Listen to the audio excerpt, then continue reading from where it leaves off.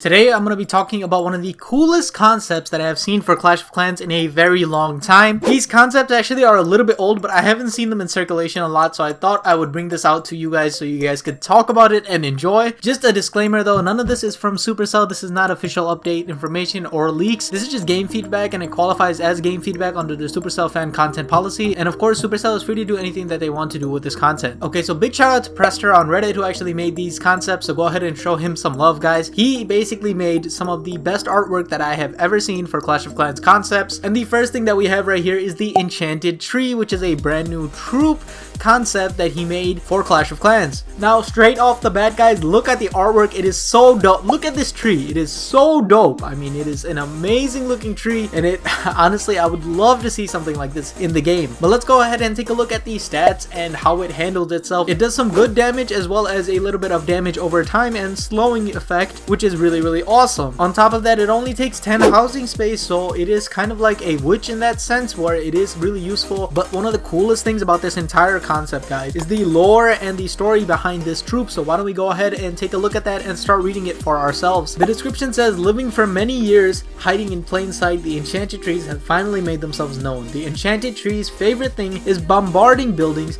and troops with toxic berries that reduce attack speed and does damage over time. When an Enchanted Tree dies, it turns into a tree obstacle. Now guys, this is a really cool concept because it takes something that we already have in the game and it makes it into something a lot more interesting. So for example, it takes the trees, gives it the ability to attack, which is a really creative idea, and then on top of that, those trees apply poison effects, so they have their own effect. They're not basically like any other troops in the game, and when they die, they turn into a free tree obstacle, which is really cool because if you come back to your base and there are a bunch of trees everywhere, you know that the opponent attacked you with enchanted trees. But how would these enchanted trees look like if they were actually in the game? And Prester actually gives us an insight into that, into how they would actually look like in the game. So this image right here shows basically what the enchanted tree looks like in game, and as you guys can see on the bottom right there, it is a very cool concept. You guys can see that there are small golden berries that are being thrown by the trees at buildings, and that's slowing them down, causing that poison effect that we see for Town Hall 14, as well as the poison spell in general. So very cool concept in this sense. It also makes sense that poison would come from a tree, a wicked and haunted tree in this case. So this is very creative, and it fits in a lot with the narrative of things that we already have in the game. Now, another thing that I thought about which would expand on this concept of the Enchanted Tree is the idea that this tree could also be on defense. So imagine that you're attacking a base,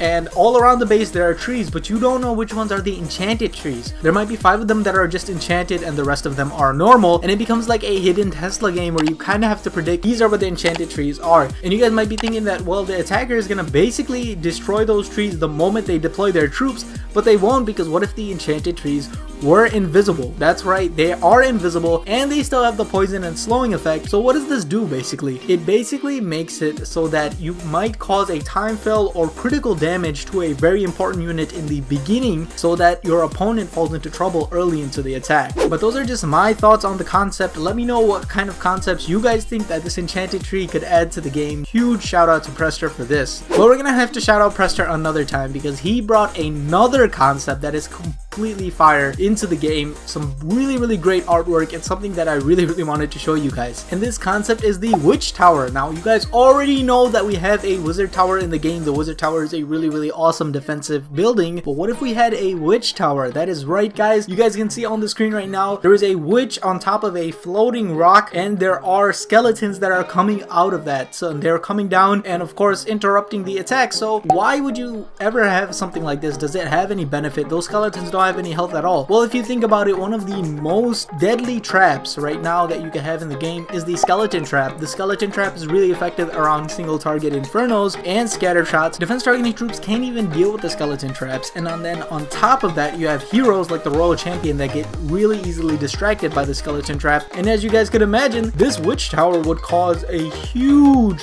amount of disruption into the flow of the attack, as well as the attacker's momentum, just their general plan about how they're going going about things in general. A really cool idea, something that I don't think has been touched on before. And then on top of that, he does actually include images of what this would look like in game, and huge shout out here because this artwork is insane. And if you guys look at this image on your screen right now, it basically looks like this is actually from in-game. It is so well done, and it is actually a really amazing concept. Now, as you guys can tell, there is a ground version of the Witch Tower and then an air version of the Witch Tower. Furthermore, maybe the ground version of the Witch Tower does more damage or spawns more skeletons versus the air version, but perhaps, and this is just my thought, perhaps the air version can't be targeted by ground troops. If you think about it, it's off the ground, so it doesn't really make sense that they can be targeted by ground troops, or at least troops that can't target air. So witches would be able to target them, but golems would not. And this would be a really awesome way to cause variability in the game. But I'm gonna take this concept even further, like I did with the last one, and say, why wouldn't we make this a troop that you can actually use in the game as well? Think about a witch that can fly over walls. Like, that is just such an amazing concept. That is